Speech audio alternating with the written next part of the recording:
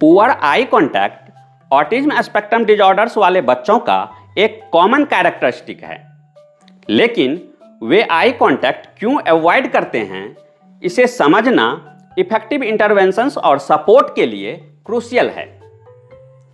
Underlying regions को जानने से अप्रोप्रिएट स्ट्रैटेजी डेवलप करने और फोर्स्ड आई कॉन्टैक्ट अवॉइड करने में हेल्प मिलती है, जो डिस्ट्रेसिंग और काउंटर प्रोडक्टिव हो सकता है। हेलो फ्रेंड्स, क्या आप अपने बच्चे की आई कॉन्टैक्ट डेवलप करने पर वर्क कर रहे हैं और क्या उनकी आई कॉन्टैक्ट इंप्रूव हो रही है? अगर नहीं तो हो सकता है जो एक्टिविटीज आप दे रहे हैं उन एक्टिविटीज की उन्हें नीड ही ना हो, वह किसी और रीजन से आई कांटेक्ट अवॉइड कर रहा हो। इसलिए आज की वीडियो में हम various reasons of eye contact पर डिस्कस करेंगे, जो आपको प्रॉपर एक्टिविटी प्लान डेवलप करने में हेल्प करेगा।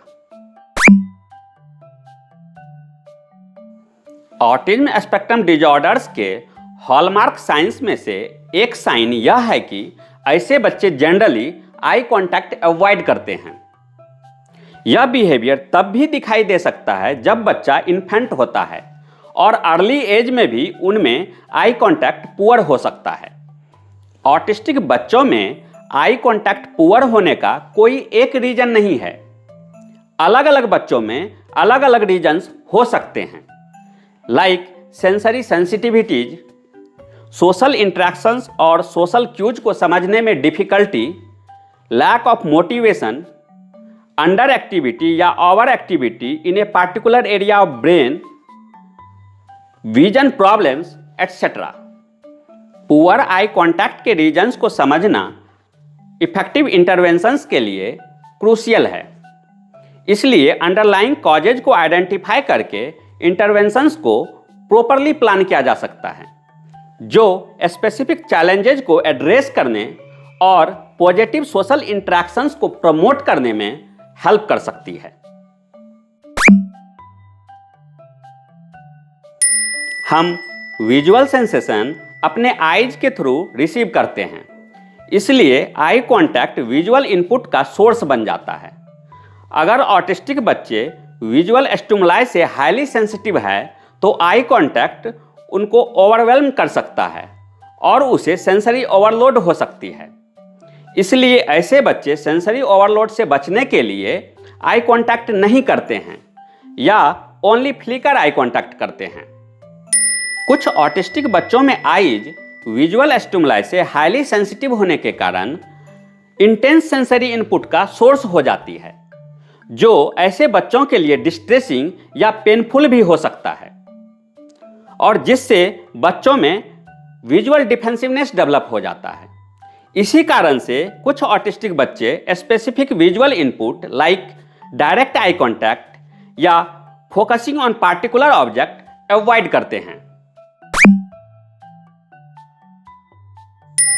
कुछ ऑटिस्टिक बच्चों के लिए आई कांटेक्ट के आसपास की सोशल डायनामिक्स और एक्सपेक्टेशंस एंजाइटी प्रोवोक करने वाली हो सकती है, जिससे वे इससे बचते हैं। वे अक्सर वरीड रहते हैं कि दूसरे उन्हें कैसे देखते हैं और आई कांटेक्ट उन्हें एक स्पॉटलाइट की तरह फील हो सकता है, जो इस फियर को और बढ़ा देता है।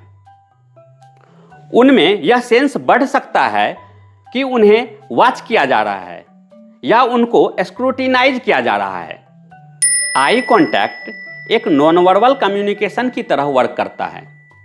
ऑटिस्टिक बच्चे आई कांटेक्ट के थ्रू कन्वे किए गए सोशल क्यूज को इंटरप्रेट करने और समझने में स्ट्रगल करते हैं। इसलिए उनके लिए आई कांटेक्ट करना ओवरवेलमिंग या अनकंफर्टेबल हो जाता है, जिससे आई कांटेक्ट पर रिलाइड सोशल इंटरेक्शंस में एंगेज होना डिफिकल्ट हो जाता है।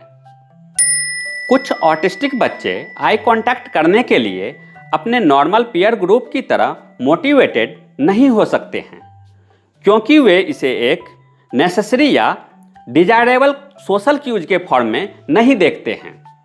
वे simply other forms of communication like verbal language या नॉन वर्बल जेस्चर्स प्रीफर करते हैं।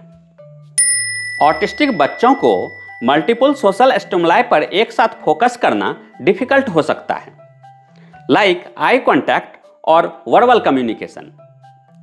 यह पुअर ज्वाइंट अटेंशन के कारण हो सकता है, वे दो चीजों पर एक साथ फोकस नहीं कर सकते, जिससे कन्वर्सेशन अटेंड करने के साथ साथ आई कॉन्टैक्ट मेंटेन करना चैलेंजिंग हो जाता है।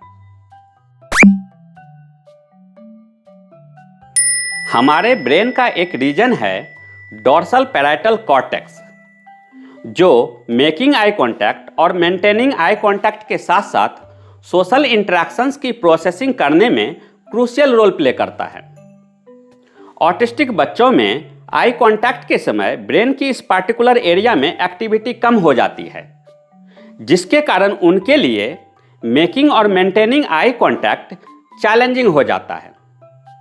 इसलिए वे आई कॉन्टैक्ट में इंटरेस्ट नहीं लेते हैं।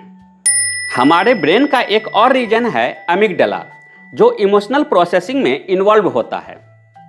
यह ऑटिस्टिक बच्चों में आई कॉन्टैक्ट करने पर ओवर एक्टिव हो सकता है, जिससे फीलिंग्स ऑफ डिस्कम्फर्ट या एरोजल हो सकती है। यही कारण है कि ऑटिस्टिक बच्चे ब्रेन के इस पार्टिकुलर पार्ट में ओवर एक्टिविटी से प्रोड्यूस अनप्लीजेंट एक्सेसिव एरोजल को कम करने के लिए आई कॉन्टैक्ट को अवॉइड करते हैं। कुछ ऑटिस्टिक बच्चे जानबूझकर अपनी नेचुरल टेंडेंसी को मास्क करते हैं, छिपाते हैं, ताकि वे अधिक नॉर्मल की तरह दिखे। वे सोशली फिट होने और पोटेंशियल निगेटिव बिहेवियर से बचने के लिए अपने नेचुरल बिहेवियर्स को मास्क कर सकते हैं। कभी कभी वे फोर्स्ड आई कांटेक्ट करते हैं, जिसमें वे जानबूझकर शॉर्ट पीरियड्स के लिए आई कांटेक्ट बनाते हैं या किसी के आईज के बजाय उसके फोरहेड या चिन को देखते हैं। कुछ ऑटिस्टिक बच्चों को विजन प्रॉब्लम्स हो सकती है, लाइक स्ट्रैबिस्मस या मिसअलाइंड आईज। यह एक कॉमन आई मूवमेंट डिसऑर्डर है, जिसमें बच्चे की आईज डिफरेंट डायरेक्शंस में पॉइंट करती है, जिससे विजुअल स्पेशियल प्रॉब्लम्स के साथ साथ आई कांटेक्ट डिफिकल्ट हो जाती है। आई ट्रैकिंग डिसऑर्डर्स, इसमें आईज को डिजायर्ड पॉइंट पर ले जाने में डिफिकल्टी के कारण डायरेक्शंस फॉलो करना और आई कांटेक्ट करना चैलेंजिंग हो जाता है। एम्ब्लोपिया या लेजी आई, यह एक ऐसी कंडीशन है जिसमें एक आई की विजन दूसरे आई की तरह ठीक से डेवलप नहीं होती है। इससे विजुअल एक्विटी प्रॉब्लम्स हो सकती है, जो ऑटिस्टिक बच्चों में विजुअल प्रोसेसिंग अफेक्ट कर सकती है और इस तरह उनके लिए आई कांटेक्ट और फोकसिंग एबिलिटी हार्ड हो जाती है।